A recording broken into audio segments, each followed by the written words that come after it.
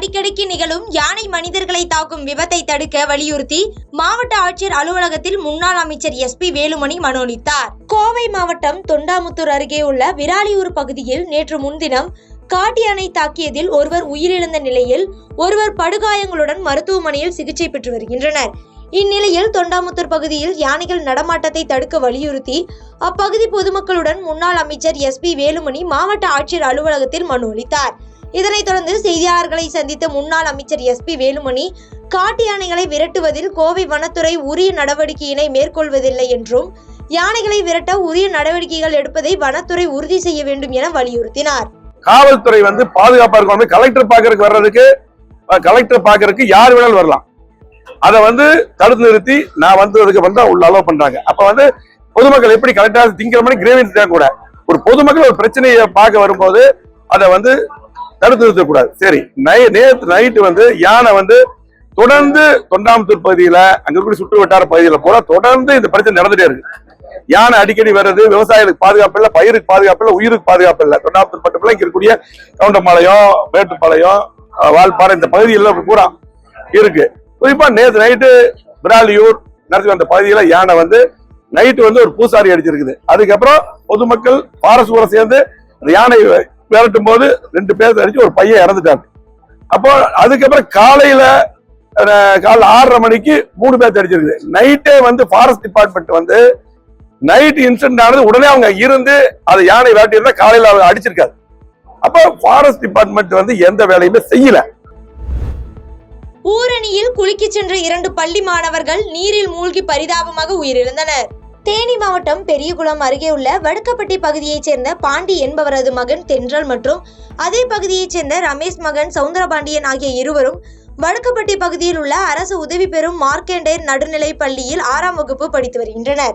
இதனையடுத்து தென்றல் மற்றும் சவுந்தரபாண்டியன் ஆகிய இருவரும் பள்ளி சென்று வீடு திரும்பிய நிலையில் வடுக்கப்பட்டி பகுதியில் உள்ள கட்டையன் ஊரணியில் குளிக்க சென்றனர். இந்நிலையில் நீண்ட நேரமாக இருவரும் வீடு திரும்பாத நிலையில் இரு சிறுவர்களின் பெற்றோர் மற்றும் உறவினர்கள் ஊரணி பகுதியில் இறங்கி தேடி பார்த்த பொழுது இரு சிறுவர்களும் நீரில் மூழ்கி உயிரிழந்த நிலையில் சடலமாக மீட்கப்பட்டனர். இதனைத் தொடர்ந்து சம்பவ இடத்திற்கு வந்த போலீசார் நீரில் மூழ்கி பலியான சிறுவர்களின் உடலை மீட்டு பிரேத பரிசோதனைக்காக அனுப்பி வைத்து விசாரணை மேற்கொண்டு வருகின்றனர். மேலும் நீரில் மூழ்கி பலியான 2 சிறுவர்களுடன் மேலும் 2 சிறுவர்கள் வந்ததாக கூறப்பட்ட நிலையில் அவர்களை மீட்பு படையினர் தேடி வருகின்றனர். சனாதன தர்மத்தை கடைபிடிப்பவர்கள் சமூகத்தையும் நாட்டையும் மேம்படுத்த நினைப்பார்கள் என ஆளுநர் RN ரவி பரிசளிப்பு விழாவில் உரையாற்றினார். மதுரை தெப்பக்குளம் பகுதியில் உள்ள தியாகராசர் கல்லூரியில் நடைபெறும் கருமுத்து தியாகராச செட்டியார் நினைவு அறக்கட்டளை நிறுவனர் தின விழா மற்றும் கருமுத்து கண்ணன் நினைவு திருவாசகம் ஒப்புவித்தல் போட்டிக்கான பரிசளிப்பு விழாவில் தமிழக ஆளுநர் RN ரவி கலந்து கொண்டு பரிசுகள் வழங்கினார். விழாவில் பின்னர் உரையாற்றிய அவர் சனாதன தர்மத்தை கடைபிடிப்பவர்கள் சமூகத்தையும் நாட்டையும் மேம்படுத்த நினைப்பார்கள் என்றும் சிறிய பிள்ளைகளுக்கு நமது கலாச்சாரத்தையும் பக்தி இலக்கியங்களோடு கல்வியும் சேர்த்து கற்றுத்தர வேண்டும் என்று பேசினார்.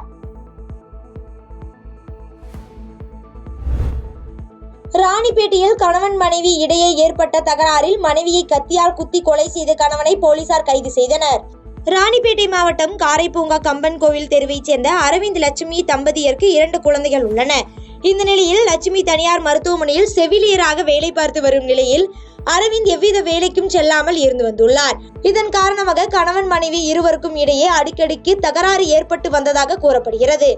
இந்த நிலையில் நேற்று இரவு அரவிந்த் மது அருந்துவிட்டு வீட்டிற்கு வந்து லட்சுமியிடம் தகராறு செய்ததோடு வீட்டில் இருந்த கத்தியை கொண்டு லட்சுமியை சரமாரியாக குத்தியுள்ளார். இதில் பலத்த காயமடைந்த லட்சுமியின் அலறல் சத்தம் கேட்டு அக்கம் பக்கத்தினர் இரத்த வெள்ளத்தில் இருந்த லட்சுமியை மீட்டு மருத்துவமனைக்கு கொண்டு சென்றனர். மருத்துவமனையில் பரிசோதனை செய்த மருத்துவர்கள் லட்சுமி இறந்து விட்டதாக தெரிவித்தனர். இதனைத் தொடர்ந்து ராணிப்பேட்டை காவல்துறையினர் அரவிந்தை கைது செய்து விசாரணை மேற்கொண்டு வருகின்றனர். புத்தக திருவிழா நடத்துவதற்கு முன்னோடியாக இருந்தது புதுக்கோட்டை மாவட்டம்தான் என புத்தக திருவிழாவில் அமைச்சர் மெய்யநாதன் பெருமிதம் தெரிவித்துள்ளார். புதுக்கோட்டை மாவட்ட நிர்வாகம் மற்றும் தமிழ்நாடு அறிவொளி இயக்கம் இணைந்து மாமன்னர் கலை அறிவியல் கல்லூரி விளையாட்டு மைதானத்தில் 7வது புத்தக திருவிழா கடந்த 27ஆம் தேதி தொடங்கி நடைபெற்று வருகிறது. இந்த நிலையில் நேற்று 3ஆம் நாள் நடைபெற்ற நிகழ்வில் சிறப்பு அழைப்பாளராக சுற்றுச்சூழல் துறை அமைச்சர் மெய்யநாதன் கலந்து கொண்டு போட்டிகளில் வெற்றி பெற்ற மாணவ மாணவிகளுக்கு பரிசுகளை வழங்கி சிறப்புரையாற்றினார். பாதகம் செய்பவரை கண்டால் நாம் பயங்கொள்ளலாகாது பாப்பா. மோதி மிதித்து விடு பாப்பா, அவர் முகத்தில் உமிழ்ந்து விடு பாப்பா. அண்மை செய்திகளை உடனுக்குடன் தெரிந்து கொள்ள இணைந்திருங்கள் இயம்நாடு தொலைக்காட்சியுடன்.